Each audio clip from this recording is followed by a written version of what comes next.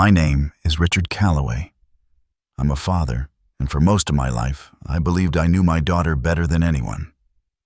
Until one evening, she stopped talking to me. No arguments, no shouting, just silence. Every night after dinner, Grace would grab her car keys, say she had group study, and disappear into the dark.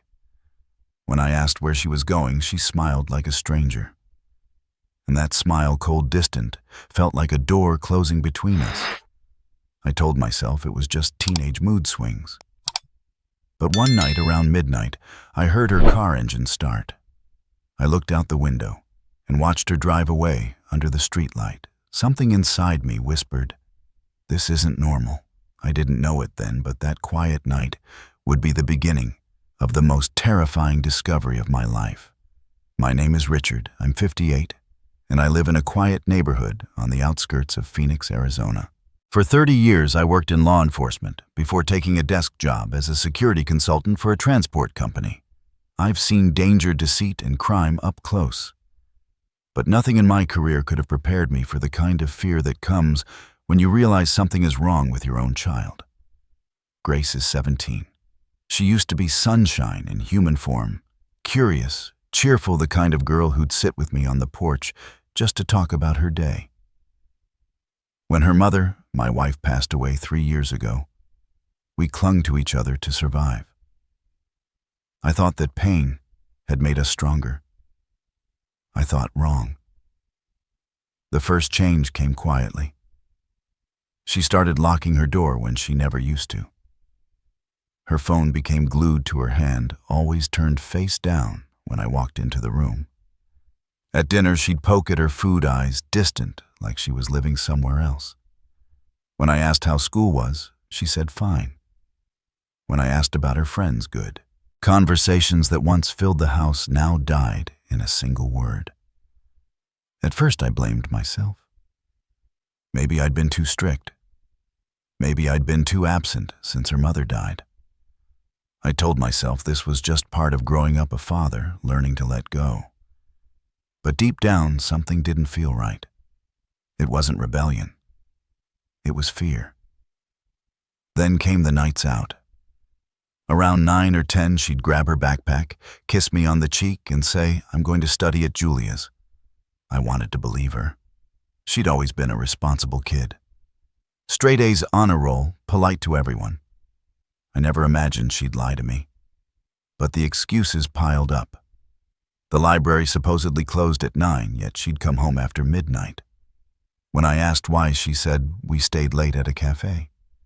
Once a neighbor mentioned seeing her car parked near an old storage lot about a mile away. I brushed it off, thinking it must have been someone else's car. I didn't want to start doubting my daughter. I didn't want to believe that I was losing her. One evening, I sat alone in the living room, the TV murmuring in the background, while I waited for her to come home.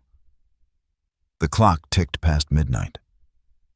I was half dozing when I heard the sound of tires crunching on the driveway. I looked through the blinds. Her car headlights sliced through the darkness. She stepped out quietly, wearing a hooded sweatshirt I'd never seen before. She looked pale, her shoulders tense, her eyes scanning the street as if making sure no one was watching. My pulse quickened. She moved like someone hiding something. When she slipped inside and saw me standing by the hallway light, she froze. "You're still up?"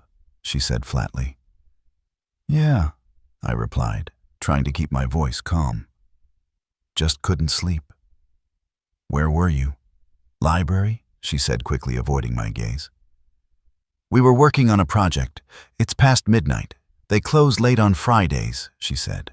The lie was clumsy, but she said it with such finality that I didn't push further. She went straight to her room and locked the door. I stood there in the hallway, listening to the faint click of the lock. That sound it shouldn't have hurt, but it did. The next morning, I noticed dried mud on the car tires. Phoenix isn't exactly known for muddy roads, not unless you drive out near the desert trails or the abandoned construction lots beyond town. I ran my hand over the dust-covered trunk. A faint smell of something metallic lingered, sharp and out of place like rust or oil. I almost opened the door to check inside, but stopped myself. What would I be looking for? Proof that my daughter was hiding something. Proof that I'd failed as a father. Later that evening, I tried again to talk to her. She was sitting on the couch, scrolling through her phone, earbuds in. "Grace," I said softly. She looked up, expression unreadable. "Is everything okay at school? You've been quiet lately." "I'm fine, Dad." "You sure? You can talk to me about anything, you know that, right?" Her lips twitched, almost a smile, but not quite. "Yeah, I know." Then she stood up and walked away. No anger, no argument, just distance. The kind that makes you realize love isn't always enough to keep someone close. That night I lay in bed staring at the ceiling. My mind wouldn't stop replaying every little detail. Her silence, her late nights, the look in her eyes. Something was happening. Something she was too scared or ashamed to tell me. I turned to my bedside table where her mother's old photo rested in a silver frame. "If you were here," I whispered, "you'd know what to do." A few minutes later, I heard the faint creak of the stairs. I sat up listening. The front door opened softly. I moved to the window. Her car rolled down the driveway, headlights off until it reached the corner. My heart sank. It wasn't a one-time thing. This was a pattern. Every night she was going somewhere she didn't want me to know about.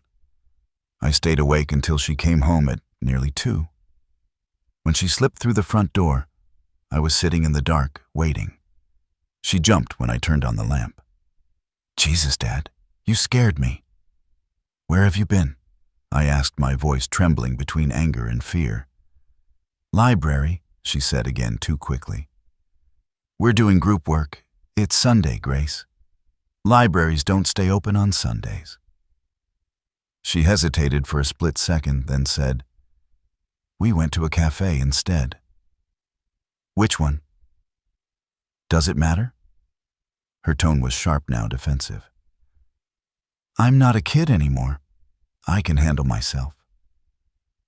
Her words stung, but it wasn't the defiance that scared me. It was the look in her eyes. A mixture of exhaustion and something else. Guilt. She turned and walked upstairs before I could say anything more. I sat there in silence long after she closed her door. When I finally went to bed, I couldn't sleep. I stared at the ceiling fan turning slowly above me, its shadow sweeping across the walls like a clock marking time. Every instinct I had from years as a cop told me something was wrong. The father in me wanted to trust her. The man who'd seen too much in this world couldn't. I didn't know what she was hiding, but I knew one thing for sure: I wasn't going to lose my daughter without a fight. As dawn crept through the blinds, I walked out to the driveway. Her car sat there under the pale light, its surface still streaked with dust and faint spots of mud. I placed my hand on the hood, still warm from the night before. "Tomorrow," I whispered, "I'll find out where you're going." And right then, I made a promise to myself. A promise that would lead me down a path I could never have imagined. The morning after that long night felt heavier than usual. The sun poured through the kitchen window, but it didn't warm the silence between us. Grace moved slowly, her hair tied in a messy bun, her eyes hidden behind strands that looked like a curtain she didn't want lifted. I poured 2 cups of coffee out of habit, even though she rarely drank it. She stood near the counter, scrolling through her phone as if it was a shield. "You look tired," I said quietly. "Late night?" She didn't look up. "Yeah, we stayed late for the project." "You sure you're okay?" "I'm fine, Dad. You worry too much." I wanted to tell her that worrying was my job, that it was stitched into my skin since the day she was born, but the words stayed behind my teeth. She slung her backpack over her shoulder and left for school, the door shutting softly behind her. I followed her to the window and watched her car back out of the driveway. That's when I noticed thin scratches running down the side of the driver's door. They weren't there before. I crouched down, tracing the marks with my finger. They weren't deep, but they were deliberate. Not an accident from a parking lot, something else.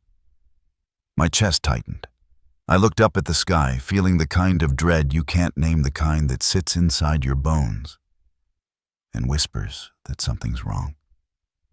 When Grace came home that night, I tried not to stare at her car. I tried to believe my own excuses. Maybe it was nothing. Maybe she brushed against a branch. But the unease didn't leave me. Around 10:00 p.m., I heard the garage door again. The hum of the engine. She was leaving. The second night, I decided to follow. I waited until her taillights faded, then grabbed my truck keys. The night air was cool and dry, filled with the distant hum of freeway traffic. I stayed several cars behind, headlights off when possible. She drove west toward the industrial part of town, old warehouses, closed gas stations, and the kind of forgotten corners where shadows linger longer than they should. She turned into an abandoned parking lot near a collapsed shopping mall. My hands tightened on the steering wheel. I parked behind a row of dumpsters, far enough to stay unseen. Through the dusty windshield, I watched her car idle under a flickering streetlight. Then another vehicle appeared, a gray sedan, older model, maybe a Dodge or Ford. It stopped right beside her. The driver stepped out, tall, mid-30s, wearing a dark jacket. He moved with purpose, like someone used to being in control. He opened Grace's passenger door and leaned in to talk. I couldn't hear their voices, but the way she sat, head down, hands clenched, told me enough. After a moment, I saw her wipe her eyes. My throat went dry. The man gestured sharply, said something that made her freeze. Then, just before stepping back to his car, he leaned close to her window and said something short. Even from this distance, I could read the shape of the words on his lips. He must never find out. My heart stopped. I pressed a hand against my chest, forcing myself to breathe. Every instinct I had screamed to run over there, to pull her out of that car and end it right then. But another voice, the quieter one that had survived years of being a cop, said, "Not yet. Don't scare her. Don't make her hide deeper." The man got back into his car and drove off. Grace stayed still for several minutes, head resting on the steering wheel. I watched from the shadows, my hands shaking, not from anger, but fear. Then she finally started the car and left. I waited until her taillights disappeared before I drove home, my pulse still racing, like I'd just chased a suspect through a storm. That night I didn't sleep. I sat at the kitchen table, staring at the fridge light flickering across the floor. My mind wouldn't stop replaying that sentence. He must never find out. Never find out what? Was she being blackmailed, threatened, or worse, manipulated into something she didn't understand? When Grace came down for breakfast the next morning, she looked like a ghost. Her eyes were swollen, her smile forced. "Rough night?" I asked, testing her reaction. She froze for a second, then shrugged. "Just tired. Long week." I wanted to believe her. I really did. But when I reached for the coffee pot, my hand trembled. I asked as casually as I could, "Do you know anyone named Kevin?" She blinked. For a brief moment, panic flickered in her eyes, gone almost instantly. "Kevin. There are a few at school." Why, I held her gaze. "Just heard the name somewhere." She forced a laugh. "You're being weird, Dad." And just like that, she grabbed her bag and left, pretending everything was normal. After she drove off, I stayed at the window for a long time, watching the road curve out of sight. The name Kevin echoed in my head. I thought about the scrap of paper I'd found near that old parking lot, Barton Auto Service. I couldn't shake the thought that it might mean something. That afternoon, I drove there myself. It was a small mechanic shop, the kind that smelled of oil and rust. Inside, a young guy was working under the hood of a car. "Looking for Kevin Nash," I said. He wiped his hands on a rag. Kevin used to work here. Quit a couple months ago. Any idea where he went? The man shrugged. He was doing odd jobs around the east side. Seemed like trouble to me. I thanked him, pretending not to care, but inside my stomach twisted tighter. East side. That wasn't far from where Grace met him. Back home, I sat in the driveway, watching the sky turn orange and red. Grace came home late again, her eyes darting to the ground as she passed me. "Hey," I said. "Hey," she murmured, walking past. "Grace, wait." She stopped halfway up the porch steps, not turning around. "What, are you sure everything's fine?" She exhaled sharply. "Yes, Dad. I told you it's school stuff. Please stop asking." The way her voice cracked on, "Please hit me hard." She wasn't angry, she was scared. I stepped closer, lowering my voice. "If something's wrong, you can tell me. You don't have to handle it alone." She shook her head, tears filling her eyes. "You wouldn't understand. Try me." Her shoulders trembled. "Just, please drop it." She went inside and slammed her door. Through the thin walls, I could hear her crying softly. I stood there, my hand against the doorframe, helpless. That sound, my daughter crying and refusing to tell me why, was worse than any case I'd ever handled. I used to chase men with guns and knives. Now I was losing to silence. Later that night, the house grew still again. I sat in the living room with the lights off, listening for her car engine. The clock ticked, the refrigerator hummed, and I waited. At 12:37 a.m., I heard the soft rumble of her car starting. Through the blinds, I saw the glow of headlights moving down the street.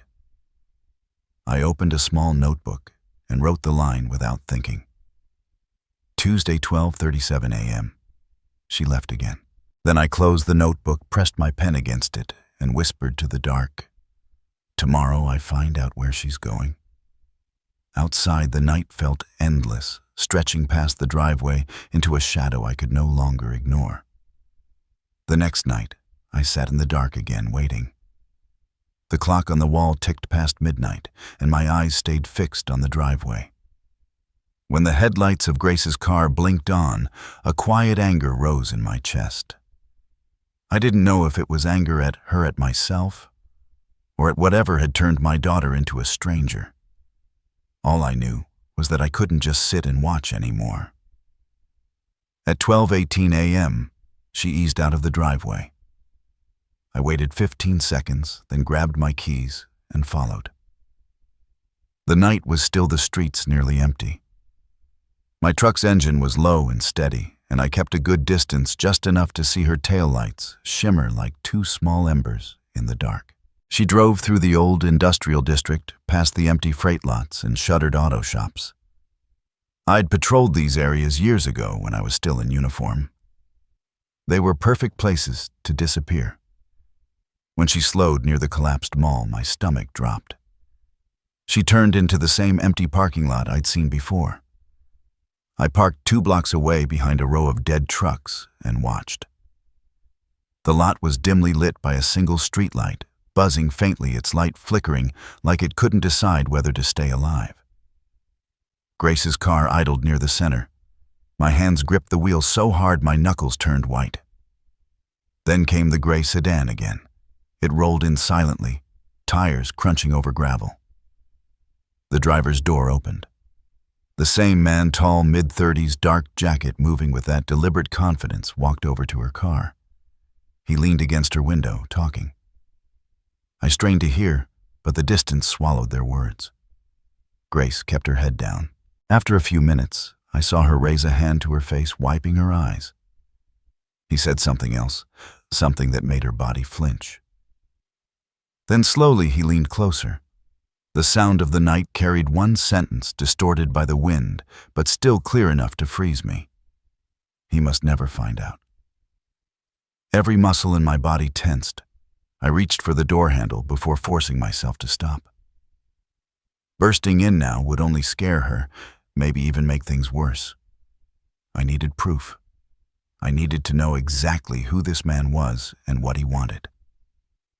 so I stayed hidden watching my daughter cry while some stranger whispered poison into her ears. When the man left his car, turned toward the east side of town, Grace sat still motionless for nearly 10 minutes. Finally, she started the engine and drove off in the opposite direction, heading home. I followed from a distance, headlights off, until she pulled into our driveway and went inside. Then I sat in my truck for a long time, hands trembling, listening to the soft hum of the cooling engine.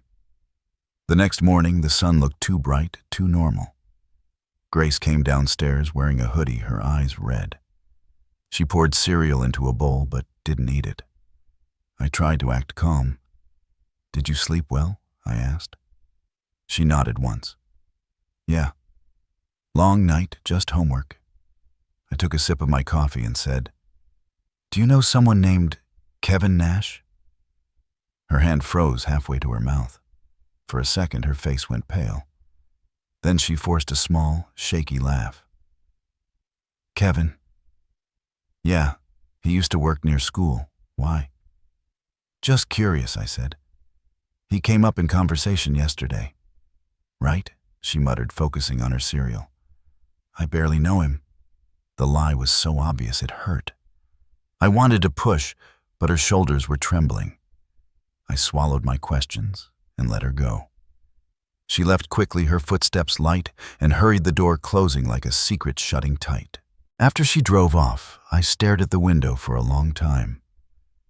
Then I grabbed my coat and car keys. The drive to Barton Auto Service took 20 minutes. It was a small, greasy mechanic shop tucked between a pawn shop and a liquor store. The place smelled of burnt oil and rust. A young mechanic in a red uniform looked up from under the hood of a car when I walked in. "Can I help you, sir? I'm looking for Kevin Nash," I said. "He used to work here." The man wiped his hands on a rag. "Kevin, yeah, he quit a couple months ago. Real piece of work, didn't show up half the time. Always had people stopping by looking for him." "What kind of people?" The mechanic shrugged. "Didn't ask, but he hung out near the old mall a lot, fixing junk cars or whatever." "Heard he's staying somewhere around Mesa. Appreciate it," I said, slipping him a 20. "If you see him again, give me a call." Back in my truck, I stared at the shop from the parking lot. Mesa, the east side. It matched where he'd driven off last night. Every piece was falling into place, and none of it made me feel better. That evening, Grace came home earlier than usual. She looked exhausted. I watched her from the doorway as she dropped her backpack on the couch and sank down beside it. Her hands rubbed her temples. "You okay, honey?" She didn't look at me. "Just tired." "School?" She nodded but said nothing else. I sat down across from her. "You know you can talk to me about anything, no matter what it is." She looked up for the first time, her eyes shining with tears. "I can't, Dad." "Yes, you can." She shook her head, standing up. "Please stop asking. Just stop." She turned and walked to her room, shutting the door softly. Through the silence, I heard her crying again, quiet, controlled, like she didn't want the world to know she was breaking. I stood in the hallway for a long time, listening. My throat ached with helplessness. For the first time in years, I didn't feel like a protector. I felt like a stranger in my own house. Later that night, I couldn't rest. The clock crawled toward midnight, and I sat by the living room window, lights off. I watched the shadows stretch across the driveway. When I saw her car move again, I didn't hesitate. I grabbed my phone, my small flashlight, and followed once more. This time I parked even closer to the lot behind an old chain-link fence. I stayed low, my heart pounding. The gray sedan arrived on time. Grace stepped out of her car, clutching her backpack. Kevin met her halfway, hands in his pockets. Through the still air, their voices reached me in broken pieces. "I can't keep doing this. You don't have a choice. He'll find out eventually, not if you keep your mouth shut." The last words hit me like a slap. Grace stepped back, shaking her head. Kevin grabbed her wrist, said something I couldn't hear, and then let go. She stumbled back toward her car, crying. I clenched my fists. Every instinct screamed to go out there, but I forced myself to stay. If I intervened without proof, I could lose any chance of protecting her legally. I had to be smarter than my rage. When Kevin left, I crept closer, using the dim light of my phone. On the ground where his car had been parked, something caught my eye, a torn business card half soaked from the damp gravel. I bent down and brushed off the dirt. The faded letters read, Barton Auto Service. Below that, scrawled in pen, was the name Kevin. It was the missing link, the confirmation that the man in the gray sedan was the same Kevin Nash who had worked there. I took a photo of it with my phone and tucked the card into my pocket. As I turned to leave, I felt something shift inside me. The fear that had paralyzed me the past few weeks hardened into focus. This wasn't just about a teenage secret or a bad influence. This was coercion. Control. When I got home, the house was silent again. Grace's room light was off, her door closed. I stood outside it for a moment, hearing nothing but the faint hum of her fan. I lost your mother once, I whispered, voice cracking. I won't lose you too. I walked back to the kitchen, opened my notebook, and wrote down everything. Times, locations, the car model, the man's description, the exact words I'd heard. He must never find out. Then beneath it, I wrote something else. Find out everything. The next morning, I visited the Barton shop again to verify the details. The owner told me Kevin had stopped by a few times after quitting asking about customers' vehicles and addresses. That detail made my skin crawl. As I left, the owner called out. He was always asking about people's families. Gave me the creeps. Driving home, I gripped the steering wheel tight. The truth was taking shape, ugly and undeniable. Whoever Kevin was, he was using my daughter for something. Maybe money, maybe information. Either way, he'd crossed the wrong man. By the time I reached our street, the morning sun was blazing across the rooftops. I parked, turned off the engine, and sat in the stillness. If she won't tell me what's happening, I murmured, I'll find another way to hear it. And as the wind rustled through the trees above, I already knew what I was going to do next. The guilt started eating at me before dawn.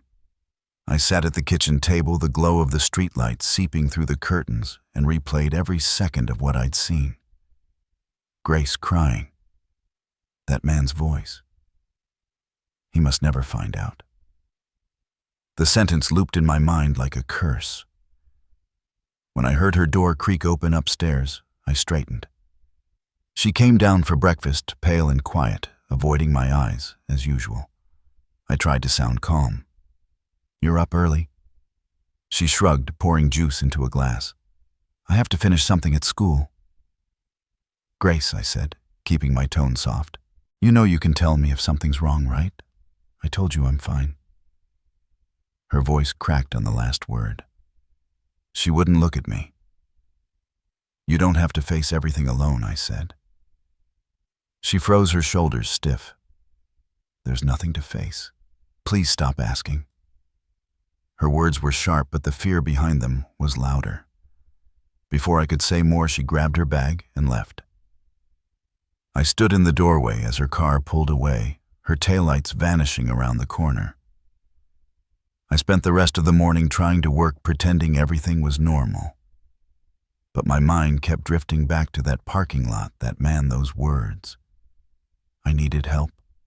Someone who would understand what I was feeling without telling me I was paranoid. That afternoon, I called Tom Riker, an old partner from my police days. We met at a diner off Route 9, the kind with coffee that tasted like metal and conversation that stayed private. He looked older, grayer, but his eyes were still sharp. Long time, he said, sliding into the booth. You sound spooked, Rich. What's going on? I hesitated, then told him everything. Grace's sudden change, the late nights, the man, the crying, the sentence that wouldn't leave my head. When I finished, Tom leaned back, arms folded. "You're walking a fine line, buddy," he said. "If you push her too hard, she'll shut you out completely. But if you let it go, she could be in real danger." "That's exactly my problem," I muttered. "I don't know how to reach her anymore." Tom studied me. "You still got those old field recorders we used for stakeouts." I frowned. "You think I should record her?" "Not her," he said carefully. "Her surroundings. You said she goes out every night. Maybe she's scared to tell you what's happening. Let the truth tell itself." His words sank into me like a weight. After lunch, I drove around aimlessly thinking.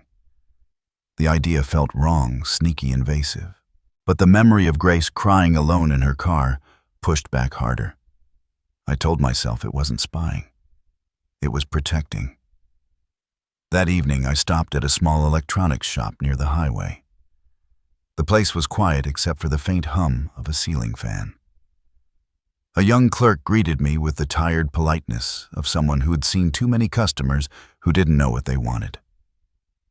"I need a voice recorder," I said. "Something small, discreet." He raised an eyebrow. "For interviews or surveillance, home security," I lied. He showed me a few models describing the specs, battery life, sound range, voice activation. My attention snagged on one, a black device no bigger than a lighter capable of picking up whispers from 15 feet away. "This one's easy to hide," the clerk said. "You can place it under a seat or in a glove box. Works off a voice trigger so it only records when it hears sound." I bought it with cash. When he handed me the bag, I felt like I was holding something radioactive. Back in my truck, I turned the box over in my hands. The plastic crinkled. The weight of the device was nothing compared to the guilt pressing on my chest. I could almost hear my wife's voice, gentle but firm. "Don't cross the line, Richard." I whispered to the empty car. "It's not about control. It's about keeping her safe." That night, Grace came home later than usual. I waited in the living room, pretending to read. She walked past me, her face unreadable. "Hey, kiddo," I said softly. "Hi, Dad. Homework keeping you busy?" "Yeah." She disappeared into her room, shutting the door behind her. An hour later, I heard the shower running upstairs. My pulse quickened. I took the recorder from my pocket, feeling its cool edges against my palm. The hallway was dark, silent, except for the faint drip from the kitchen sink. Her car keys were on the table. I picked them up and stepped into the garage. The air smelled of gasoline and cold metal. The silence made every sound sharper.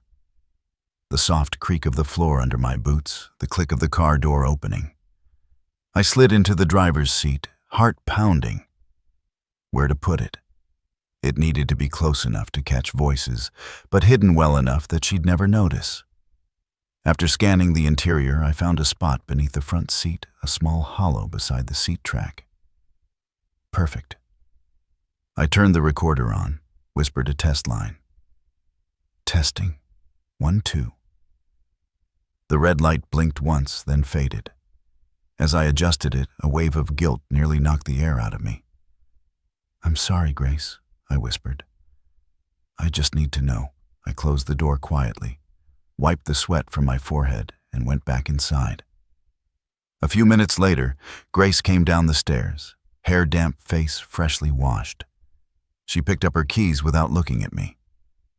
"I'll be home late," she said. "Drive safe," I replied. She nodded and left. I watched the car roll down the street, disappearing into the night once again. The house felt emptier than ever. I sat at the kitchen table with my phone staring at the screen, waiting for the app to connect to the recorder. A small waveform appeared, silent, then a faint hum. The program worked. All I could do now was wait. Hours crawled by. Midnight passed. 1 a.m. The hum of the fridge filled the silence. My eyes burned from exhaustion, but I couldn't rest. Every time I closed them, I saw that man's face, heard Grace's crying. When the garage door finally opened again, I jolted upright. Grace came in tiptoeing through the hallway. She paused when she saw me on the couch. "You're still up," she said softly. "Couldn't sleep." She hesitated, then smiled weakly. "Good night, Dad. Good night, honey." She went upstairs, and I waited until her footsteps faded. Then I reached for my phone and checked the recorder's connection. The file icon blinked. It had captured something. I didn't press play yet. I just stared at the screen, knowing that whatever I'd hear might change everything. At 3 a.m., I sat in the dim kitchen, the recorder in my hand. My reflection in the window looked older, tired, hollowed out by fear. I thought about all the years I'd spent teaching Grace to trust me, to come to me for help, and how I'd just crossed the line into her privacy. Still, I couldn't stop. "I'll protect you, no matter what it costs," I murmured. The recorder's red light blinked faintly in the dark, steady and patient, waiting for me to be ready. The first light of morning crept over the horizon. I placed the recorder gently on the table next to my wedding ring and whispered, "Tomorrow, I'll know the truth." Then I leaned back, closed my eyes, and waited for the sunrise to show me what kind of father I really was. Morning came with a silence that felt heavier than any storm. The recorder sat on the kitchen table like a loaded weapon. I stared at it for a long time, the red light still blinking softly, daring me to press play. My hands were cold, my coffee untouched. I'd told myself I wanted the truth, but now that it was here, I wasn't sure I could handle it. Outside, birds were starting to sing. The sound felt wrong, too peaceful for the dread sitting in my chest. I picked up the recorder, turned it over, felt its small weight against my palm. "You wanted answers," I whispered. "So take them." I put on my headphones, took a deep breath, and pressed play. At first, there was nothing but static, the hum of the engine, the faint squeak of tires on asphalt. I could hear Grace breathing a steady rhythm, quiet but heavy, like someone holding back tears. Then, faintly, another sound, a man's voice. "Calm down," he said. Grace's voice followed, shaky, frightened. "Please, I don't want to do this anymore." My heart slammed in my chest. "You will," the man said. "It's almost over. Just one more time. Why are you doing this?" Grace's voice cracked into a sob. "Because you owe me," he said. There was a pause, then a sound. Something slamming shut, maybe a car door. Grace gasped. "You promised you'd help me." "I am helping you. You'll thank me later." I gripped the edge of the table so hard my fingers hurt. The next words came like a knife whispered with cold certainty. He must never find out. I froze. Every thought in my head went quiet. The recording continued. Grace crying softly, her voice small, broken. "I can't keep lying to him." The man's tone darkened. "You'll lie as long as I tell you to. You understand me?" There was silence, and then Grace's small, terrified yes. I ripped the headphones off, chest heaving, the house around me blurred. For a long moment I couldn't breathe. It felt like someone had drained the air out of the room. I pressed the heels of my hands into my eyes until I saw sparks. When I finally looked up, the recorder was still there, blinking red, patient and unfeeling. I put the headphones back on and forced myself to listen again from the start. Every word hit harder than the last.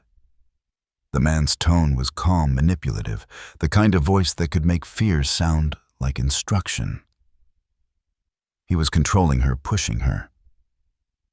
And Grace, my Grace, sounded so small, so broken. When the recording ended, I sat in silence, the ringing in my ears louder than any sound. I could feel the tears coming, but I refused to let them fall. Not yet. I needed to think. I needed to move. I opened my laptop and copied the file onto a flash drive, then another. I uploaded it to the cloud, naming it with a simple word, proof. I couldn't afford to lose it. My hands were shaking as I typed, but I knew what I had to do. I replayed the man's voice in my head, over and over, analyzing every syllable. He had a Western drawl, the kind that comes from someone raised in Arizona or New Mexico. His tone was calm, but carried a weight of control someone used to giving orders. I leaned back, thinking through everything I'd gathered. Kevin Nash Barton Auto Service, the gray sedan, the parking lot. It all fit together. The mechanic with a record. The connection to my daughter. The lies. The tears. I'd seen monsters before, men who broke into homes, men who broke bones. But this was worse. This man had broken trust. By the time the sun climbed higher, my decision was made. When Grace came down the stairs later that morning, she looked exhausted. Her eyes were swollen, her voice soft. "Morning," she said, pouring cereal into a bowl. I nodded, forcing a calm I didn't feel. "Morning." She sat across from me, picking at her breakfast. I wanted to tell her I knew everything, that I'd heard every word, that I wanted to fix it right now. But I couldn't, not yet. She needed safety first. Proof would mean nothing if she wasn't ready to speak. "You okay?" I asked. "Yeah," she whispered, not meeting my eyes. I reached out, resting my hand over hers. "You know I love you, right?" She looked up, startled. "I know, Dad." "Nothing can change that," I said. "Nothing." She nodded but didn't smile.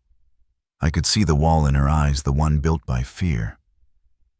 After she left for school, I opened the recording again. I listened for background sounds this time. The scrape of gravel, the echo of metal, maybe a hint of traffic in the distance. It confirmed what I suspected, the old mall lot. That's where he met her. That's where he controlled her. I opened my notebook and wrote down everything. Location: old mall lot. Vehicle: gray sedan, possibly. Dodge Charger. Voicemail: mid-30s Western accent. Motive: coercion, possible blackmail. I added one last line, underlined twice. Danger to Grace, immediate. That afternoon, I made another copy of the audio and stored it in my truck. I couldn't risk losing the only proof of what he'd done. That night when Grace came home, she seemed distant again. She dropped her bag on the floor and sank onto the couch. I sat beside her, pretending to watch TV. "You're quiet tonight," I said gently. She shrugged.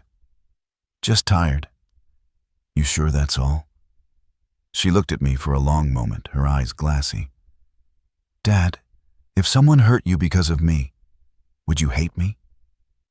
The question hit me like a punch. I turned to her, shocked. "What?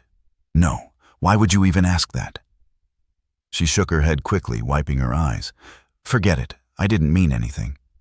But I heard the tremor in her voice, the weight of guilt she couldn't carry. I wanted to tell her everything, to say that I knew that she didn't have to hide anymore. But I stayed quiet. Timing was everything.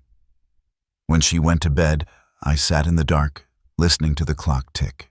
The air felt heavy, like the calm before a storm.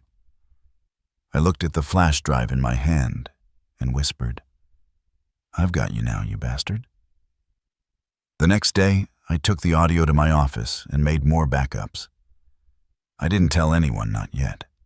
If Kevin Nash was as manipulative as I thought, he'd find a way to twist the story. I needed to gather more evidence. That night, when Grace came home, I watched her carefully. She moved slower, cautious, like someone constantly looking over her shoulder. She didn't know I was already behind her, protecting her in silence. After dinner, she went to bed early. I sat in the living room staring at the recorder, the faint red light reflecting off my wedding ring. I picked it up, turning it in my hand. I whispered to the quiet room, "You hurt the wrong family." I walked to the small safe in my office and placed the recorder inside next to the flash drives. My hand lingered there a moment longer. Then I closed it, turned the lock, and exhaled. I looked around the house. The same walls that had once felt like a prison of secrets now felt like a command post. I wasn't a helpless father anymore. I had evidence. I had purpose. But more than anything, I had a promise.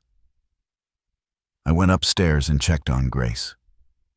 She was asleep, the moonlight cutting across her face, soft and innocent, like the little girl who used to run to me after school. My chest tightened. I leaned down and whispered, "I love you. I'll keep you safe, I swear it." Downstairs, I poured a glass of water and stood at the window watching the driveway. The same darkness that used to terrify me now felt like an ally. Somewhere out there, the man who'd said he must never find out was still walking free, but not for long.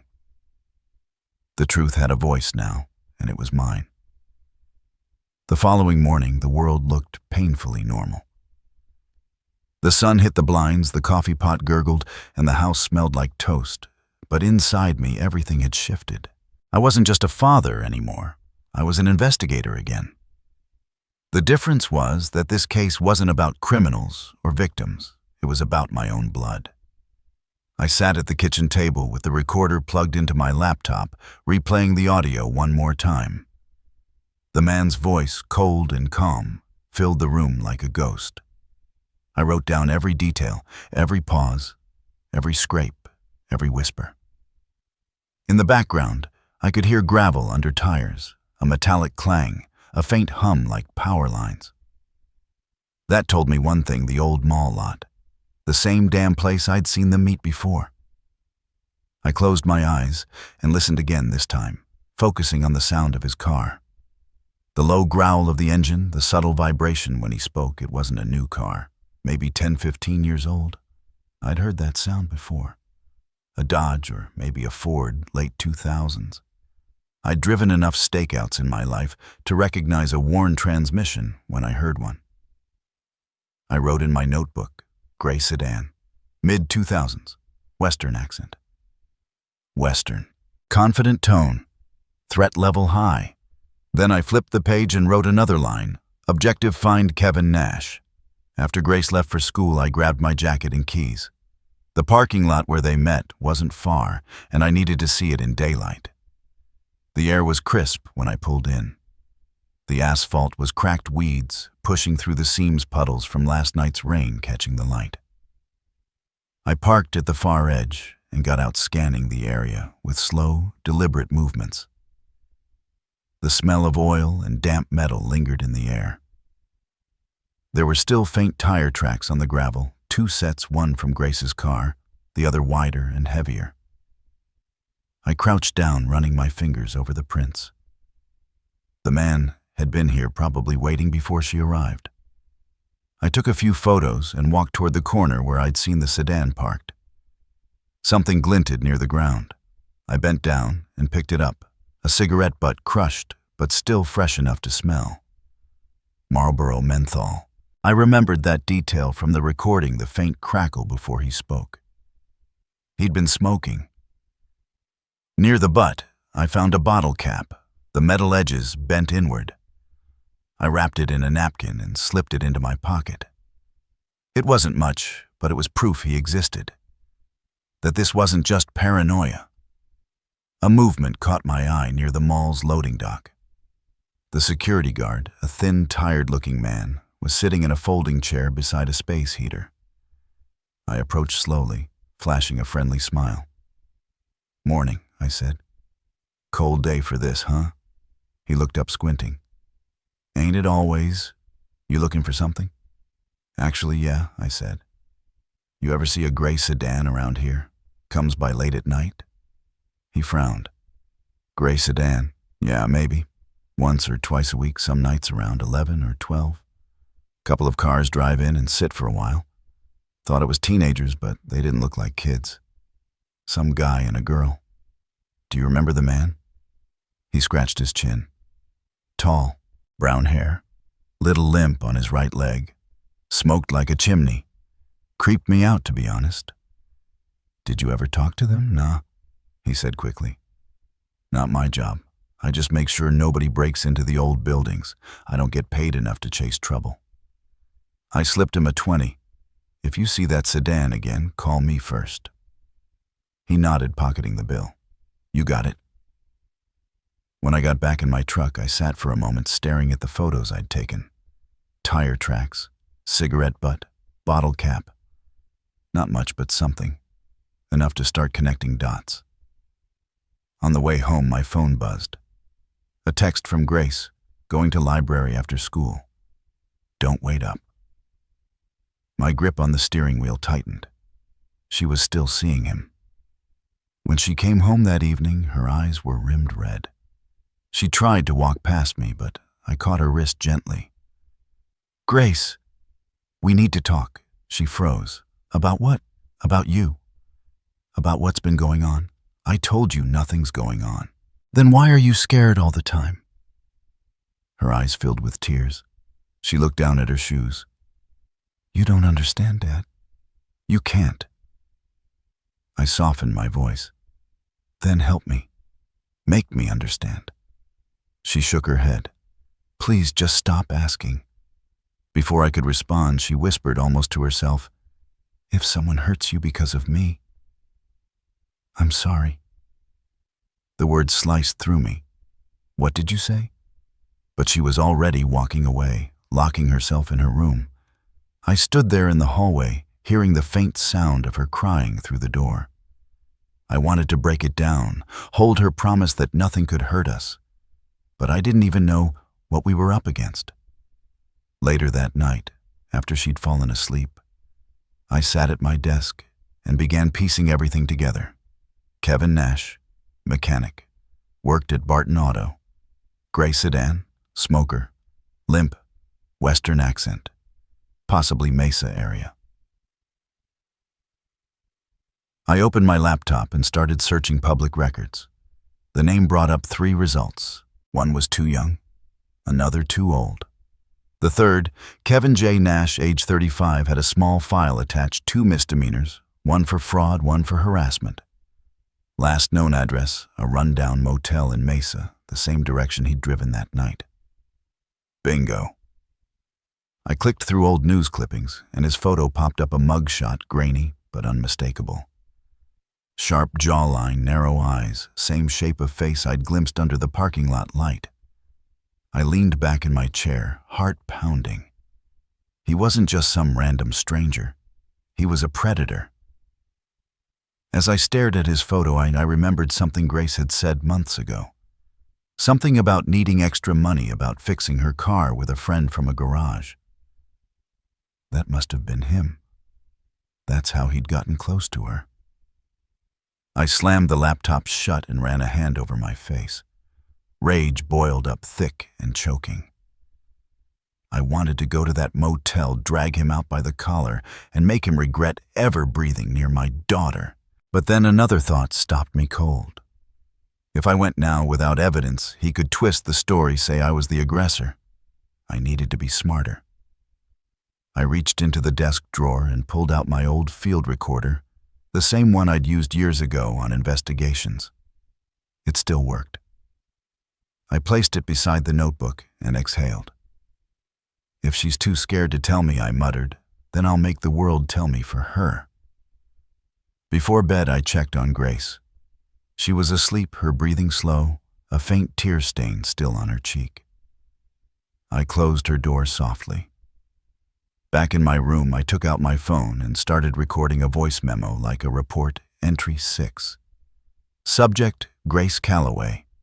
In danger, psychological manipulation confirmed. Suspect identified Kevin Nash. Evidence includes recording from vehicle physical objects, from crime scene, and witness description from security guard. Next step, confront Nash, carefully collect admissible proof. Objective, ensure daughter's safety. Will not proceed without plan. I stopped the recording and saved it. The sound of my own voice steadied me. Before turning off the light, I looked out the window at the moonlit driveway. Grace's car sat there still and silent, the same car that had carried her into fear and now might carry her back to freedom. I whispered into the quiet house, "If truth hides in the dark, I'll bring my own light." Then I closed the blinds, locked the doors, and prepared for what came next. The motel was the kind of place where hope went to die. A flickering neon sign buzzed above a row of half-empty parking spots, its red letters spelling out vacancy like a warning. I parked across the street, killed the engine, and let the night settle. The air smelled of rain cigarettes and old asphalt. Through the cracked blinds of room 6B, a dim light glowed.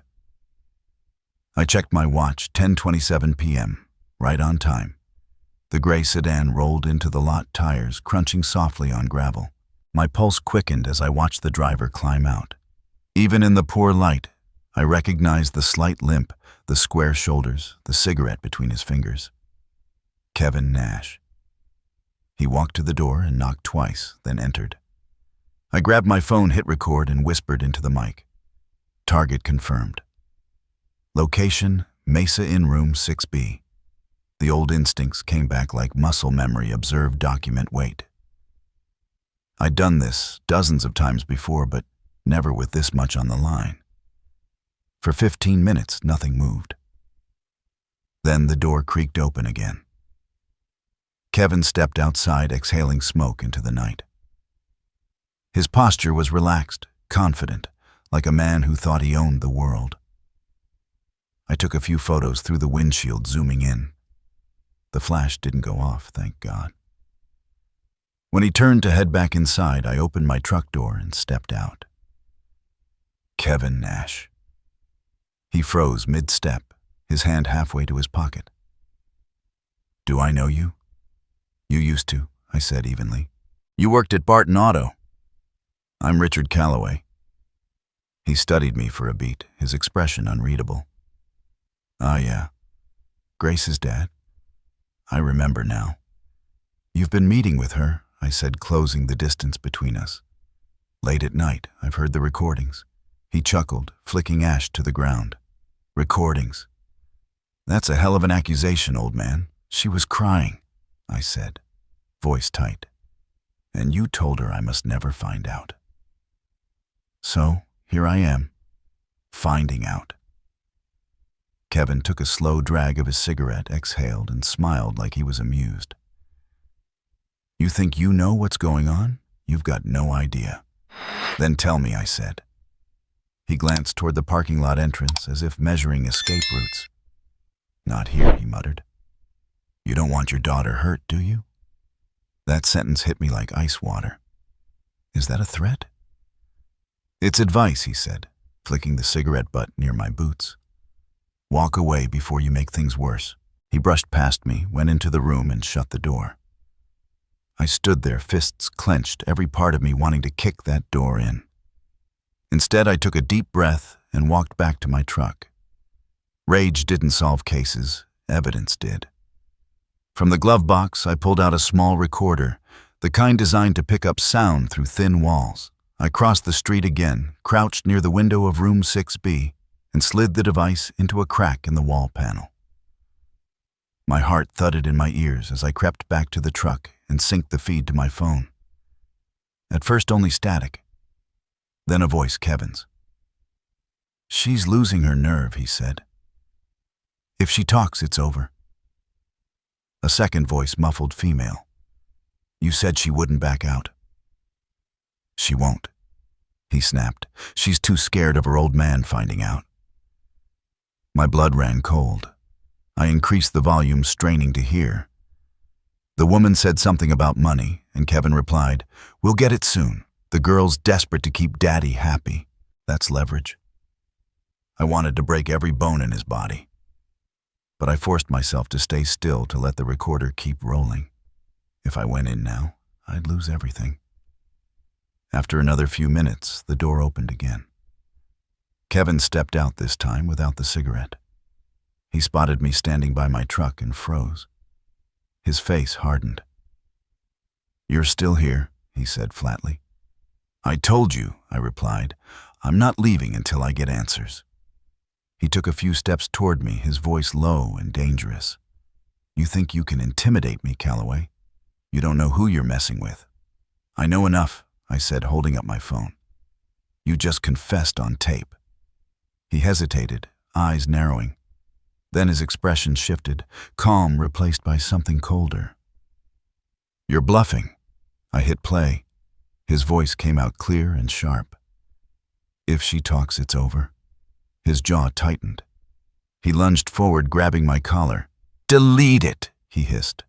I didn't move. "If you touch me again," I said quietly, "the cops will have your name before sunrise." He held my gaze for a few seconds, then shoved me back. "You don't get it, do you? You're fighting the wrong enemy." "Then enlighten me," I said, my voice steady, despite the pounding in my chest. He smirked. "You think I'm the one controlling your daughter? You should ask her why she came to me first." The words hit like a punch to the gut. Before I could react, he turned, got into his car, and peeled out of the lot. Tires screeching against the asphalt. I stood there, under the flickering motel sign, trying to process what he just said. My mind replayed the scene over and over. She came to me first. What the hell did that mean? I walked back to room 6B and grabbed the recorder. The light was still blinking. I pocketed it and sat in my truck for several minutes staring at the empty road.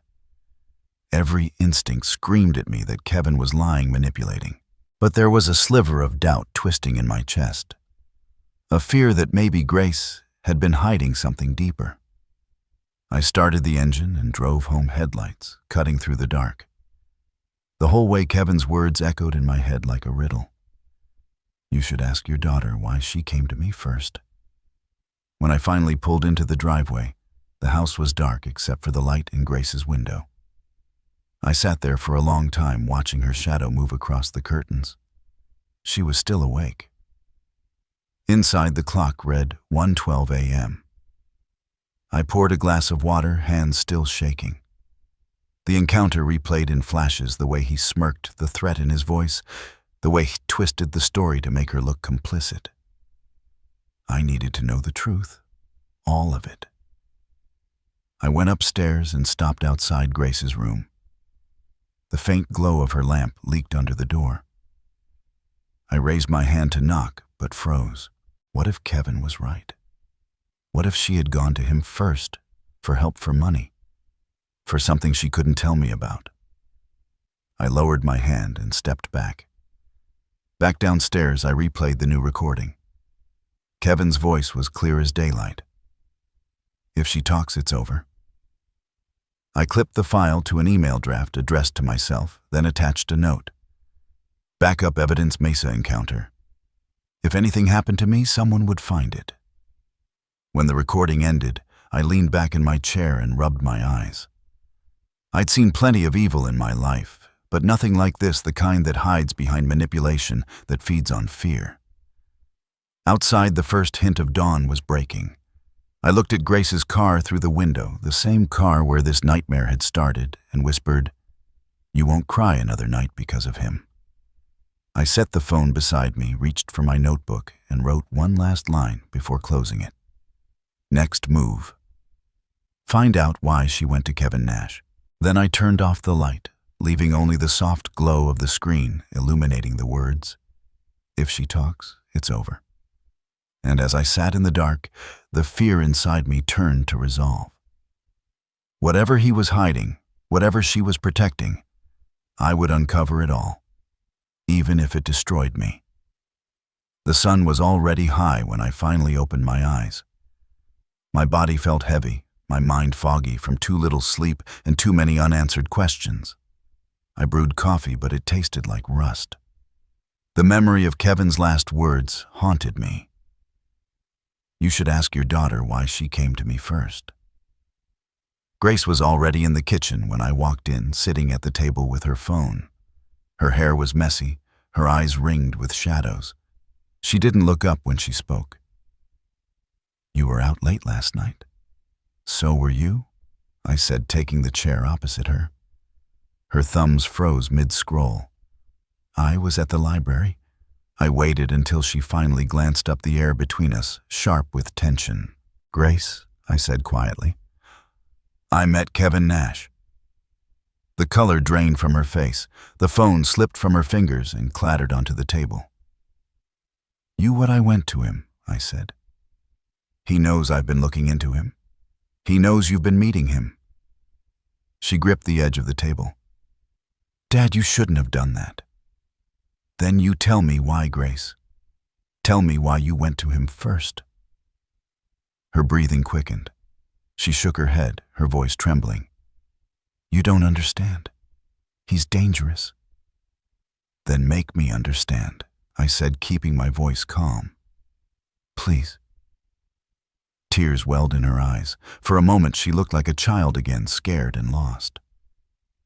"Dad, you can't go near him again. If you do, he'll hurt you." My heart clenched. "He already hurt you." "I heard the recordings, Grace. I heard him threaten you." She froze.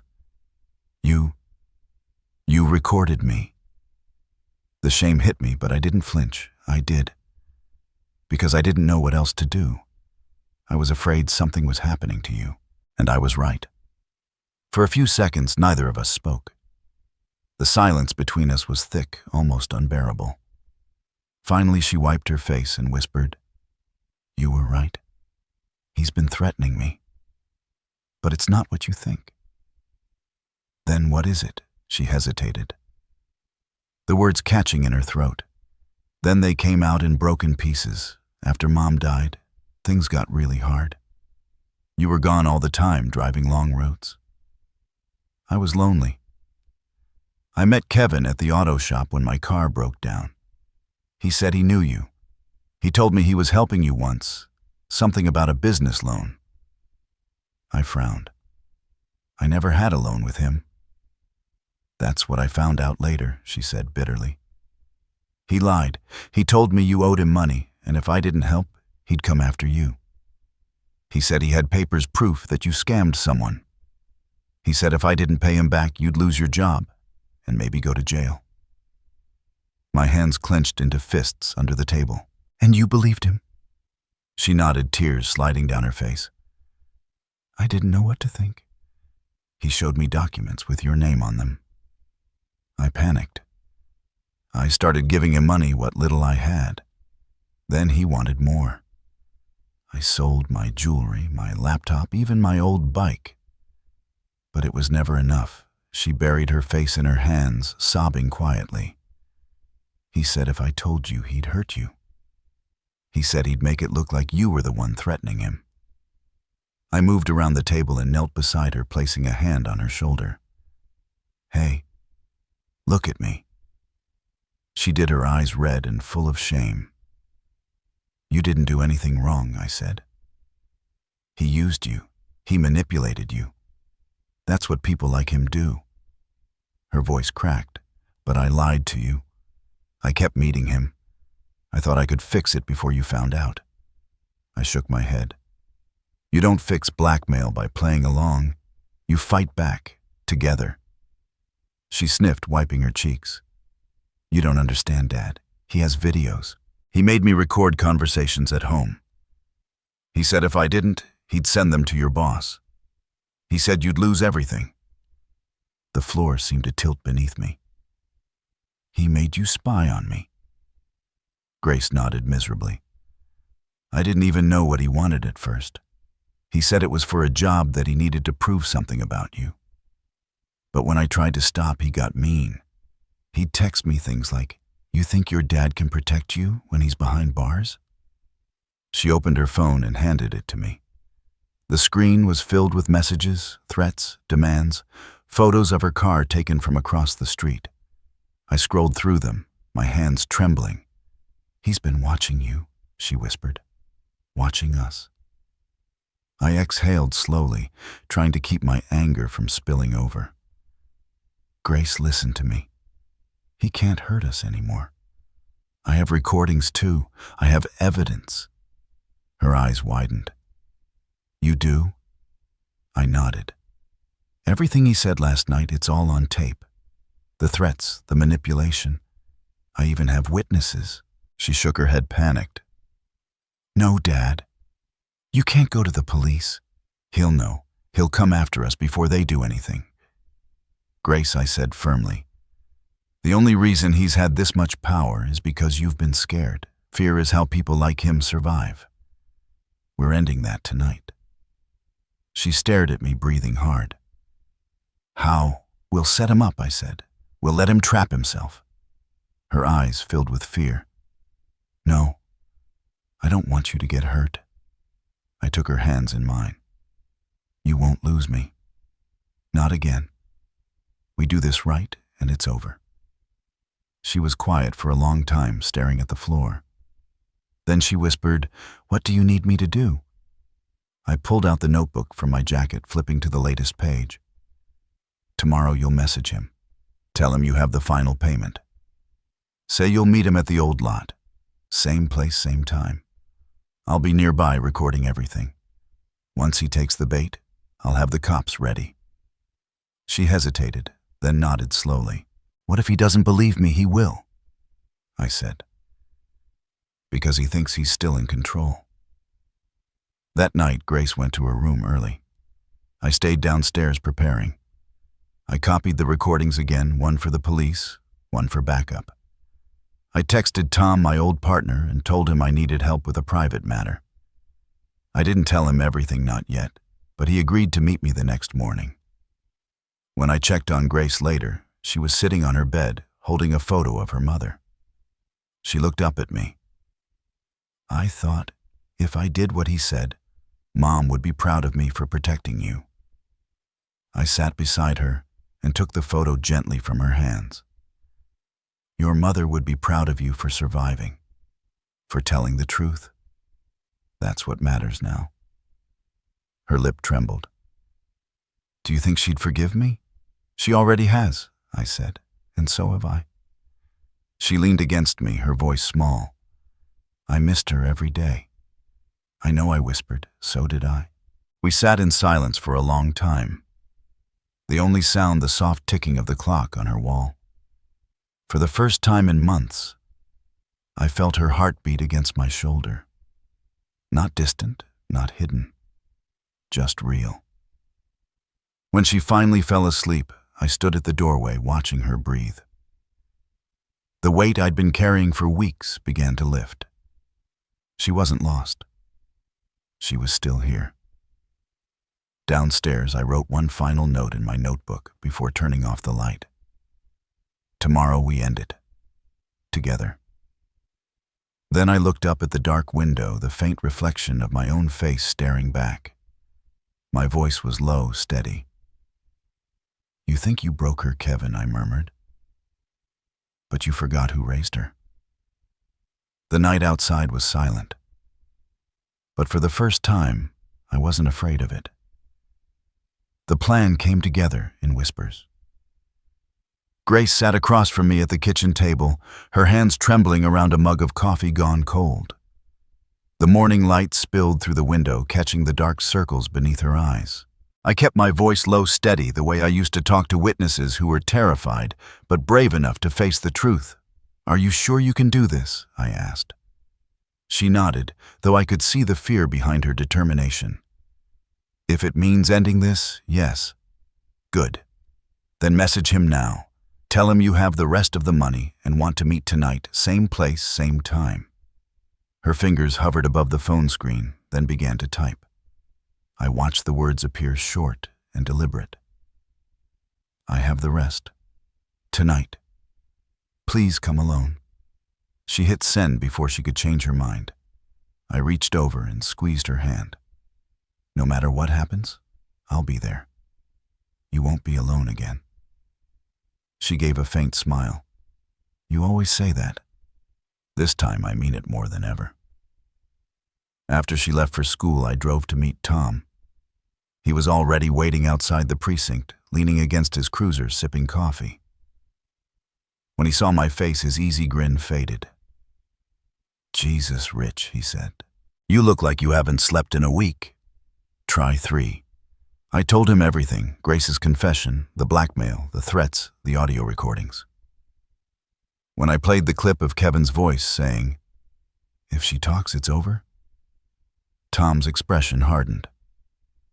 "You've got enough for an arrest," he said. "But we'll make it airtight. Let's set the trap tonight." I nodded. He's expecting her at the old mall lot. 11 p.m. You'll need to be nearby but unseen. He's paranoid. Tom clapped me on the shoulder. We'll have 2 cars waiting unmarked as soon as he threatens her or takes the money we move in. You sure she's ready for this? She's stronger than she looks, I said quietly. She got that from her mother. The rest of the day passed in slow motion. Grace came home trying to act normal, but her eyes betrayed her. We ate dinner in near silence. Every few minutes she'd glance at the clock as if counting down to something inevitable. At 10, she dressed in a gray hoodie and jeans. I slipped the small camera into her jacket pocket and tested the hidden mic on her collar. Say something, I said. She whispered, testing. Good. Now if you get scared, scratch your sleeve twice. That'll be my signal to step in. Her voice was barely audible. And if he gets angry, then he'll meet the police instead of me. We drove together, headlights cutting through the empty streets. The sky was a dark blue veil, the kind that comes right before midnight. When we reached the lot, I parked 2 blocks away, behind an abandoned truck. Grace's hands were clenched in her lap. You don't have to do this, I said softly. She turned to me, her eyes glistening. I do. He took enough from us already. I nodded, pride and fear twisting together in my chest. All right. Remember, keep him talking. Don't let him get close. She opened the door and stepped into the cold. I watched her walk across the cracked pavement, her small figure illuminated by the flickering streetlight. Every instinct in me screamed to follow, but I forced myself to stay put. At exactly 11:04, headlights appeared at the far end of the lot. The gray sedan rolled in, slow and deliberate. Kevin stepped out, hands in his pockets, that same smug walk I'd seen before. I pressed my earpiece tighter, listening as Grace spoke. You have the money, he asked. Yes, she said. It's in the bag. You did good, he said, his tone slick and poisonous. Maybe now we can finally put this behind us. Will you leave my dad alone? She asked. He laughed. You still don't get it, do you? This was never about your dad. This was about you. My grip on the steering wheel tightened. Grace's voice quivered. What do you mean? Let's just say your father's not the only one with secrets, he said. And if you keep asking questions, someone's going to get hurt. That's enough, I muttered, ready to move. Tom's voice crackled through my earpiece. Wait. Let him incriminate himself. Kevin stepped closer to her. You think he can protect you? He can't even protect himself. You should have just kept your mouth shut and done what I told you. I'm done doing what you tell me, Grace said, her voice shaking, but strong. Kevin's tone darkened. That's not how this works. He reached for her arm, and that was it. I threw open the truck door and ran. Let her go. Kevin turned, startled. His hand froze mid-grip. The look on his face shifted from surprise to fury. You again? Yeah, I said, stopping a few feet away. And this time I brought friends. Behind me, red and blue lights exploded into the night as Tom and 2 other officers pulled in, sirens off, but lights flashing. Kevin's face went pale. Set me up, he spat. No, I said. You set yourself up. He lunged toward Grace, maybe to grab her, maybe just out of panic. But before he could touch her, Tom tackled him to the ground. Hands where we can see them, one of the officers barked. Kevin struggled, shouting curses, but within seconds his wrists were in cuffs. I rushed to Grace and pulled her into my arms. She was trembling, tears streaking her cheeks. It's over, I whispered. You're safe now. Tom came over, holding the evidence bag with Kevin's phone inside. We got everything on tape. The threats, the blackmail, all of it. Grace looked at him, still in shock. Is he going to jail? Tom nodded. For a long time. Kevin glared up from the ground, breathing hard. "You think this ends here?" he snarled. "You can't protect her forever." I stepped forward, meeting his eyes. "Maybe not forever," I said, "but long enough." The officers hauled him up and shoved him into the back of the cruiser. The door slammed, cutting off his voice for good.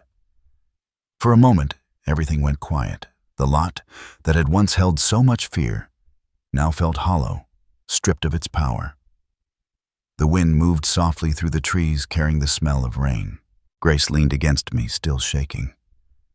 "I thought he'd kill you," she whispered. "He tried to kill our peace," I said. "That's worse." But he failed. We stood there as the police cars drove off their lights, fading into the distance. I looked down at her, the daughter I'd almost lost to secrets and lies, and realized I could finally breathe again. When we got home, she collapsed onto the couch, exhausted. I covered her with a blanket and watched her fall asleep within minutes. Her breathing was even calm, like the first sign of peace after a storm. I went to my desk and opened my notebook. Under objective, I wrote one word: complete. Then below it, justice served. Family safe.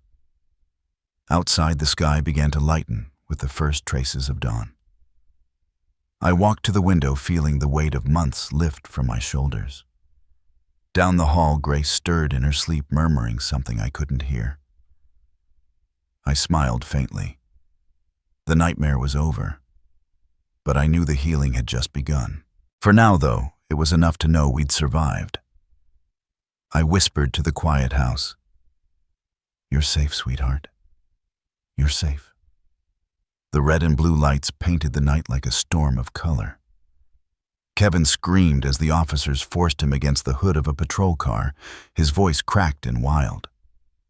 "You can't do this. She's lying. Save it for your lawyer," one of the cops said, snapping the cuffs tighter around his wrists.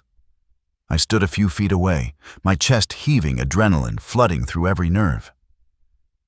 Grace clung to me, her body trembling. Tom gave me a small nod from across the lot, signaling it was done. The danger that had haunted us for weeks was finally in handcuffs. But even as Kevin was shoved into the back of the cruiser, his eyes locked on mine. A smile, cold, thin, defiant, curved across his face. "You think this makes you a hero?" he sneered through the glass. "You have no idea what's coming." The door slammed shut, muffling his voice. The car pulled away, leaving behind only the echo of his words and the smell of burnt rubber. Grace buried her face in my shoulder, sobbing. "Is it really over?" I wrapped my arms around her, my throat tight. "Yes," I said softly. "It's over."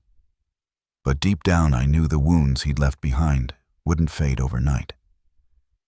The police lights faded down the road, and the night fell quiet again. Tom approached, rubbing the back of his neck. "You did good, Rich. That recording sealed the deal. We'll keep him in holding until the arraignment." I exhaled slowly, feeling the exhaustion finally catch up to me. "What charges are you going for? Blackmail, coercion, extortion, maybe a couple more once we dig into his phone. There's enough to put him away for a long time." "Good," I said. "Make sure he never comes near her again." Tom gave me a sympathetic look. "Go home. Get some rest. I'll call you when we need your statement." Grace and I drove in silence. The headlights swept over the empty streets, casting long shadows that bent and disappeared. She sat curled against the passenger door, eyes half closed. "Dad," she whispered after a while. "Yeah. What if he finds a way out?" "He won't," I said, though my grip tightened on the wheel. "We've got him on tape, Grace. Every word." She nodded slowly, but her voice was small. "I still feel like he's watching." I reached over and squeezed her hand. "He's not. He never will again." When we got home, the house felt strangely peaceful. I locked the door behind us and turned on the living room light. The warm glow spilled across the walls, chasing away the ghosts that had lived here for too long. Grace collapsed onto the couch, pulling a blanket over herself. I sat beside her and brushed her hair from her face. "Try to get some sleep," I said. "You're safe now." She looked up at me, her eyes full of exhaustion and gratitude. "Thank you, Dad, for believing me, for everything." "You don't have to thank me," I said quietly. "You're my daughter. There's nothing I wouldn't do for you." Within minutes, she was asleep. I watched her for a long time, the soft rise and fall of her breathing, anchoring me to reality. When I finally stood, my legs felt heavy. I walked to my office, turned on the desk lamp, and took out the notebook. The pages were filled with weeks of notes, times, dates, evidence, and pain. I flipped to the last page and wrote 3 words. Case closed. Finally. Then I slid the recorder into the safe, locked it, and leaned back in my chair.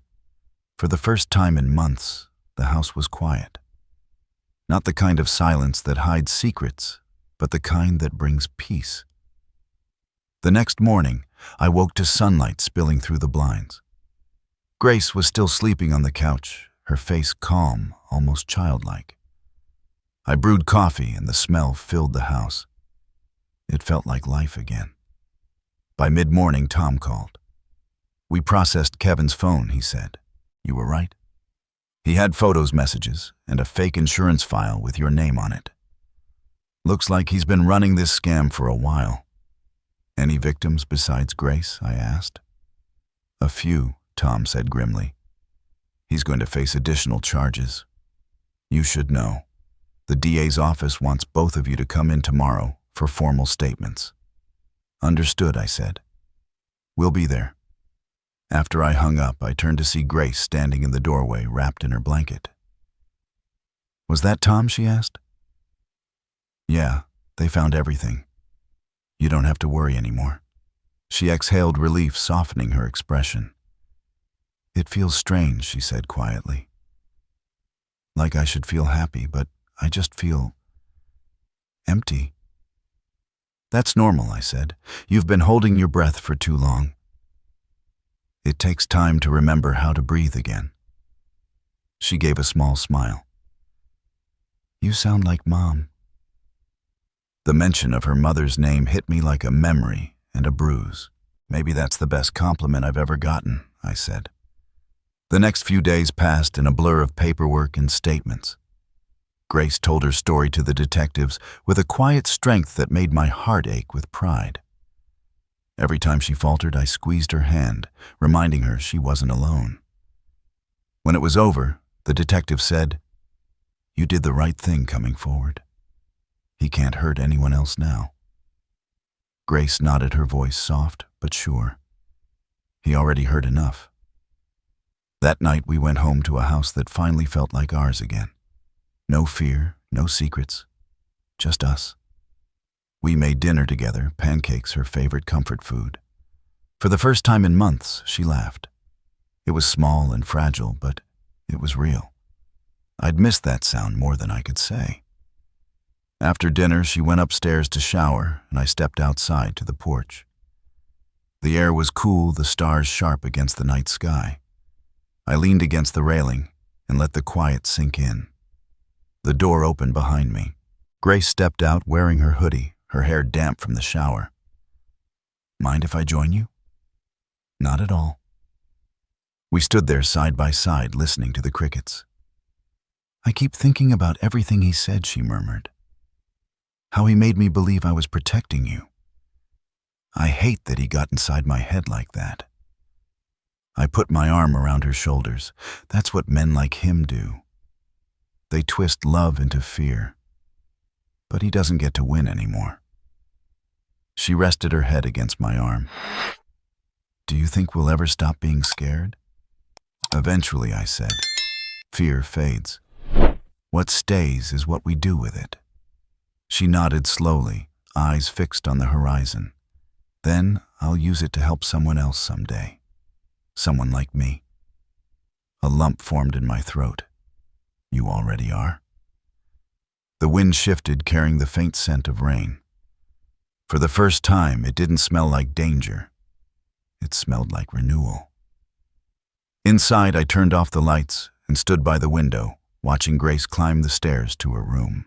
She paused halfway, looking back at me with a small, tired smile. I returned it, and she disappeared around the corner. I sat down staring at the framed photo on the mantel, Grace as a little girl between her mother and me, both of us laughing. I traced my thumb over the glass and whispered, "We made it." Outside, thunder rumbled faintly in the distance, a storm passing far away. I poured myself a drink and leaned back, closing my eyes. For the first time in what felt like forever, I wasn't waiting for the next threat or the next secret. Justice had come quietly, not with fireworks or vengeance, but with peace. The world was still broken, but my daughter was safe. And that was enough. 3 weeks passed before the house truly felt alive again. The air no longer carried the weight of fear, and the nights were finally quiet. I woke up each morning to the sound of Grace humming softly in the kitchen, the smell of coffee mixing with something sweet. Pancakes, sometimes cinnamon toast. She had started to smile again, small and careful at first, but real. Every morning I found her sitting by the window, sunlight on her face, eyes somewhere far away. I'd pour my coffee, sit across from her, and let the silence stretch comfortably between us. After everything that had happened, words felt unnecessary. One morning she broke that silence. "Do you ever think about him?" she asked quietly. "Every day," I said truthfully. "But not the way I used to. It's not anger anymore. Just memory." She looked down at her hands. "Sometimes I still hear his voice. It comes out of nowhere, especially when I'm alone." "That's normal," I said softly. "Fear leaves echoes, but echoes fade." She nodded, her expression thoughtful. "Dr. Ramirez says the same thing." I smiled. "Then you've got a smart doctor." Therapy had become a lifeline for her. Every Tuesday and Friday, she spent an hour talking through everything she'd bottled up for months. At first, she came home pale and shaken. Now she came home lighter, her shoulders straighter. One afternoon, I sat outside the therapist's office, waiting. The walls were pale yellow, the kind of color meant to soothe nerves. The clock ticked steadily, and I could hear faint laughter from down the hall, Grace's laughter. It caught me off guard. I hadn't heard that sound in so long that it made my throat tighten. When she came out, she looked different, stronger somehow. "How'd it go?" I asked. She smiled. "She says I'm starting to let go. That's good." She also said I should forgive myself. I frowned. "You have nothing to forgive yourself for." She shrugged. "I know, but my brain hasn't caught up yet." I wanted to tell her that healing doesn't happen all at once, that it creeps in quietly, like dawn after a long night. Instead, I just said, "We'll get there." That evening, we made dinner together. She insisted on doing most of it, spaghetti, garlic bread, salad with too much dressing. It wasn't perfect, but it didn't have to be. We laughed when the noodles stuck together, when the smoke alarm went off, because she'd burned the bread. For a moment, it was just life again. After dinner, I went to my office and opened the notebook I hadn't touched in weeks. The pages were full of scribbled notes, evidence logs, pain. I flipped to the last entry, "Case closed." For a long moment I stared at it, then closed the book for good. I locked it in the drawer and left it there. Grace found me later on the porch. The sun was setting, painting the sky in streaks of pink and gold. She handed me a mug of tea and sat beside me. "You know," she said softly, "I thought I'd never feel normal again." "Normal's overrated," I said. "Peace is better." She smiled. "Maybe. I think I like who I'm becoming. I don't feel weak anymore." "You were never weak, Grace. You were just scared. There's a difference." She leaned her head on my shoulder. "You still blame yourself, don't you?" I stared out at the horizon. Every father does. We're built to think everything is our fault. But But it's not, she said gently. You saved me. I felt my throat tighten again. No, I said. We saved each other. The next weekend we planted a tree in the backyard. A small lemon tree. Grace's choice. It'll grow roots, she said. Strong ones. As we dug the hole, dirt under our nails, sweat on our foreheads, I couldn't help but smile. The sunlight hit her hair, and for the first time she didn't look haunted anymore. She looked free. When we finished, she stepped back and admired the small sapling swaying in the wind. It's tiny now, she said, but it'll get stronger. Like us, I replied. She grinned. Exactly. That night I checked on her before going to bed. Her room was a mix of light and shadow, the curtains fluttering in the soft breeze. She was sitting at her desk drawing something. What's that? I asked. She turned the sketchpad toward me. It was the lemon tree drawn carefully, its roots spreading deep beneath the ground. Above it she'd written in neat cursive, "Growth takes time." I swallowed hard. That's beautiful. She smiled shyly. It's for you. Me. For both of us, she said. So we don't forget. I left her room with a heart that felt both heavy and light. Later, I sat by the window looking out at the small lemon tree under the moonlight. The yard smelled faintly of earth and new beginnings. I thought about the word healing. People always imagine it as an event, a sudden light, a dramatic change. But in truth, it's quiet. It's slow. It's a father watching his daughter sleep without fear. It's the sound of laughter in a house that used to echo with silence. Some nights, I still woke up sweating, heart pounding, hearing Kevin's voice in the back of my mind. But when I looked down the hallway and saw the soft light under Grace's door, the panic faded. We were safe. That was enough. One evening, as we cleaned up after dinner, Grace said, "You know what Dr. Ramirez asked me today?" What's that? She asked me what I want to do next, like after all this. And what did you say? I said I want to help people who've been through something like me. Maybe study psychology or social work. I smiled, wiping my hands with a towel. You'd be good at that. She shrugged. Maybe. I just don't want anyone else to feel alone. The pride that swelled in me was almost painful. You're already making a difference, Grace. She looked up at me, her expression soft. You think so, I know so. That night I sat outside long after she'd gone to bed, sipping tea and watching the stars. The lemon tree rustled in the wind, its leaves whispering. I realized something as I sat there healing wasn't just hers. It was mine too.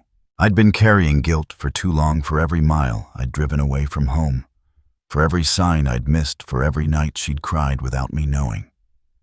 But guilt doesn't build anything. Love does. And for the first time, love felt louder than the pain. The wind picked up cool and clean, carrying the faint scent of lemons that hadn't even grown yet. I smiled. Tomorrow I'd take her out for ice cream. Not because we needed to celebrate, but because it was something normal, something ours. I stood, turned off the porch light, and whispered into the dark. We made it, kiddo. The house behind me glowed softly. Inside, Grace slept soundly, the kind of sleep that only comes when the nightmares have finally lost their grip. And for the first time in a long, long while, I slept too.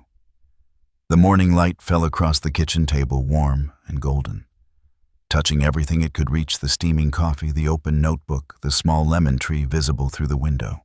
2 months had passed since that night, and the house finally breathed again. The kind of peace that once felt impossible now lived in the quiet corners of our mornings. Grace sat by the window, sunlight catching in her hair as she scribbled something in her sketchbook.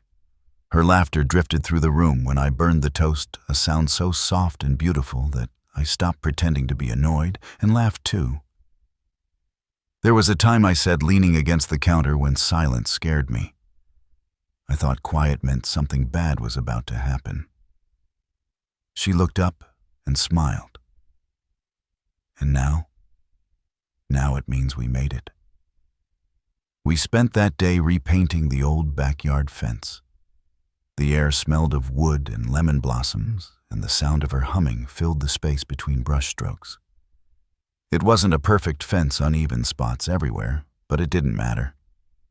The imperfection felt honest, like us. At one point, Grace nudged me with her elbow. "Do you still check my car every night, Dad?" I smirked. "Maybe. Old habits die hard, huh?" she teased. "Some habits keep people alive," I said, dipping my brush again. She laughed, shaking her head. "You know you're going to be that dad who still calls me to check if I lock the door when I'm 40. "Damn right I will." Later that afternoon, she ran into the house phone in hand, eyes wide with excitement. "Dad." I got in. Got in where I asked, confused. State University, psychology program. They accepted me. For a second I couldn't speak. Pride and relief collided in my chest like a storm breaking open. "Grace, that's amazing." She grinned through tears. "Dr. Ramirez said I could use my story to help other people someday. Maybe I can." I pulled her into a hug. "You already are." That evening after dinner, we sat outside watching the sky turn pink and gold. The lemon tree had grown taller, small buds forming where once there were only leaves. Grace leaned against my shoulder and whispered, "You ever think about him anymore?" "Sometimes," I said. "But not with anger. I just hope he never finds another girl to hurt." She was quiet for a moment, then said softly, "He doesn't get to live rent-free in my head anymore."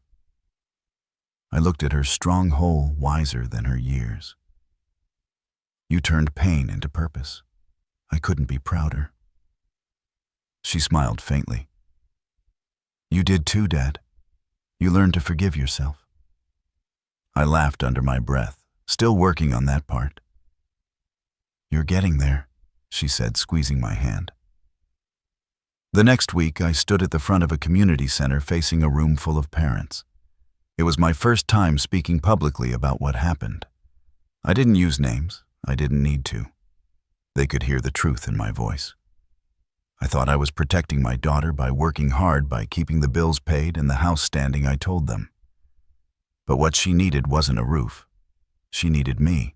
She needed me to see her, even when she was silent. A woman in the back wiped her eyes. A man in the front row nodded, holding his teenage son's hand. "If something feels wrong with your kid," I continued, "it probably is. Trust your gut. Ask the hard questions. Be there even when they push you away." Afterward, a father about my age came up to me, voice trembling. "Your story, it gave me the courage to ask my daughter what's been bothering her. Thank you." I shook his hand, feeling something settle inside me. "Take care of her," I said. "That's all that matters." When I stepped off the stage, Grace was waiting by the door, eyes shining with pride. "You were amazing," she said, hugging me tight. "I just told the truth," I said. "The truth does most of the work." That night we sat on the porch again. The sky was clear, the stars brighter than they had any right to be. Grace sketched the lemon tree, its trunk thicker now, its leaves fluttering like small green hearts. "It's funny," she said. "I used to think the world was cruel." "It still is sometimes," I replied. "But it's also kind enough to give us second chances." She turned the page of her sketchbook and smiled. "You sound like one of your stories." I laughed. Maybe that's because this one's finally got a happy ending. The wind picked up, carrying the scent of lemons through the air. The world felt lighter. If you've been watching this story, maybe you're a parent like me, someone who's made mistakes, someone who's afraid they've missed too many signs. Let me tell you something. I wish I'd known sooner. Love isn't about being perfect. It's about showing up. It's about listening, even when there's silence. If your child starts to pull away, don't take it as rejection. Take it as a whisper for help. Look closer. Ask again. Be patient. You might just save them. I used to think the recorder I hid in her car saved my daughter's life. But it wasn't the device. It was what came after the listening, the forgiveness, the trust rebuilt from ashes. That's what saved us. Now every morning when I see her walk to her car, confident, smiling, free, I remind myself of one thing: the past may shape us, but it doesn't define us. Healing does. And to you, wherever you're watching from, maybe from your kitchen, your living room, or a quiet place where no one knows what you're carrying, I hope our story reminds you that second chances are real. Families can heal. Darkness doesn't win if love refuses to let it. If this story touched you, hit that like button. It's how this old dad knows someone's listening. Leave a comment and tell me where you're watching from, or if our story reminded you of something you've been through. Your stories matter too. And if you want to hear more true stories about family forgiveness and the small victories that keep us human, subscribe to the channel and stay a while. We tell stories here, not just to remember pain, but to celebrate survival. The camera would fade slowly to the lemon tree swaying in the evening breeze. Grace's laughter echoed from inside the house, and I smiled, the sound washing over me like sunlight. "This is Richard Calloway," I said softly, looking into the lens, signing off with gratitude, peace, and a daughter's laughter in a home that finally knows what safety feels like. The screen faded to black, the faint sound of leaves rustling, still lingering like a promise kept.